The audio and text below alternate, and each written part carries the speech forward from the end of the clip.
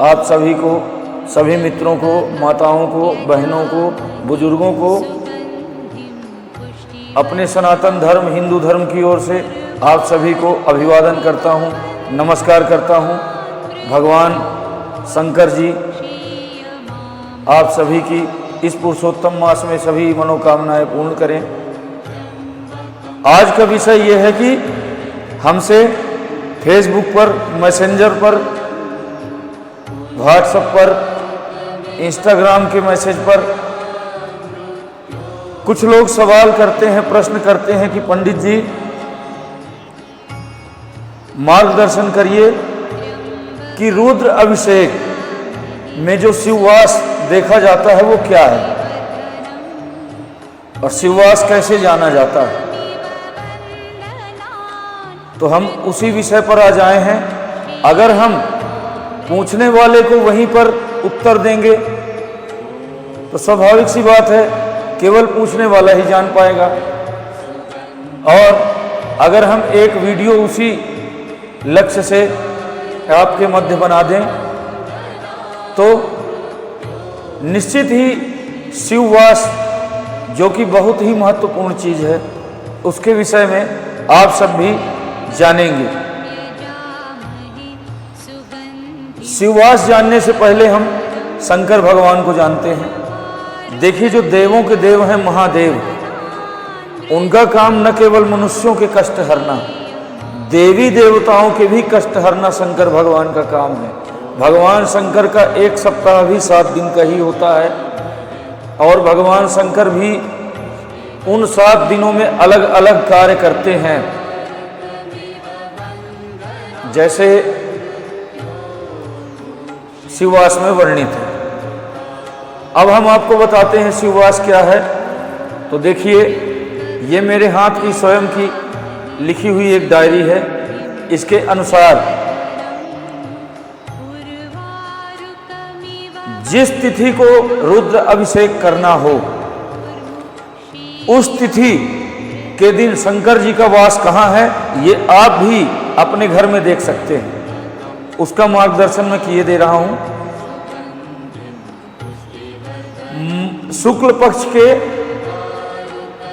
तिथियों में जिस दिन भी आपको अभिषेक करना हो, शुक्ल पक्ष में जिस तिथि को आपको अभिषेक करना हो, उस तिथि में 2 का गुणा करिए और बाणों की संख्या 5 है, इसलिए तिथि में 2 का गुणा करने के बाद 5 जोड़ दीजिए। पुनः पंच समन्वितम, और जो भी टोटल योग आए उसमें 7 का भाग दे दीजिए। 7 का भाग देने पर नीचे जो शेष आए वो आपका शिववास है। कृष्ण पक्ष में जब शिववास देखना हो तो जिस तिथि को आपको अभिषेक करना हो, देखना हो शिववास, उस तिथि में 15 पहले जोड़ दीजिए, फिर 2 से गुणा कर दीजिए, फिर उसमें 5 जोड़िए, फिर 7 का भाग दीजिए, जो शेष बचेगा वो शिववास है। अब मैं बताता हूं क्या शेष बचने से क्या शिववास आता है और उस शेष पर शिववास के अनुसार रुद्र अभिषेक करने का क्या शुभ अशुभ और दंड मिलता है। अगर भाग देने पर 1 आए तो शंकर भगवान का वास उस दिन स्मशान में है। स्मशान में अगर शंकर भगवान का वास है और आप रुद्र अभिषेक करेंगे तो आप मृत्यु को प्राप्त हो सकते हैं, यजमान की मृत्यु हो सकती है। ये मैं नहीं कह रहा, ये शास्त्र कहते हैं। दूसरा, अगर भाग देने पर 7 से भाग देने पर 2 शेष आए तो भगवान शंकर का वास उस दिन अपनी पत्नी गौरी माता के साथ है। उस दिन अभिषेक करने पर सुख संपदा की प्राप्ति होती है।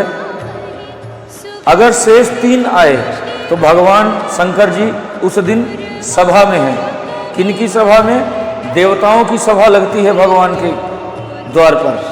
उस दिन सभी देवी देवता अपने अपने कष्ट शंकर भगवान को बताते हैं। सभी देव अपने कष्ट का समाधान जिनसे प्राप्त करते हैं उनको महादेव कहा जाता है। यदि सभा में शंकर भगवान देवताओं की क्लास लिए बैठे हैं, मीटिंग लगी हुई है, और उस दिन आप अभिषेक करेंगे तो आप महान कष्ट को प्राप्त करेंगे। क्रीड़ायाम, एक ऐसा दिन आता है जब भगवान अपने गणों के साथ क्रीड़ा करते हैं, खेलते हैं। उस क्रीड़ा के दिन अगर आप अभिषेक करेंगे तो आपको संतान, पुत्र, पौत्र, नाती, नतुर संबंधी कष्ट प्राप्त होगा। उसके जिम्मेदार आप होंगे, यजमान होगा। अगर 4 शेष आया तो, अगर 5 शेष आया तो भगवान का वास कैलाश पर्वत पर है। उस दिन आप अभिषेक करेंगे तो आपको पुनः महान सुख की प्राप्ति होगी। 6वां है वृषे अर्थात बैल। अगर 6 शेष आता है तो समझ जाइए कि उस दिन भगवान शंकर बैल पर सवार होकर घूमने निकले हैं, अर्थात उनका मन प्रसन्न है। और उस दिन आप यदि भगवान शंकर का अभिषेक करते हैं तो आपकी सभी अभीष्ट सिद्धि अर्थात मनोकामनाएं पूरी हो जाती हैं। जो सबसे बड़ी कामना होगी वो भी उस दिन पूरी हो जाएगी, जिस दिन भगवान बैल पर सवार होकर भ्रमण में निकले हों, अर्थात शेष आपका 6 आए।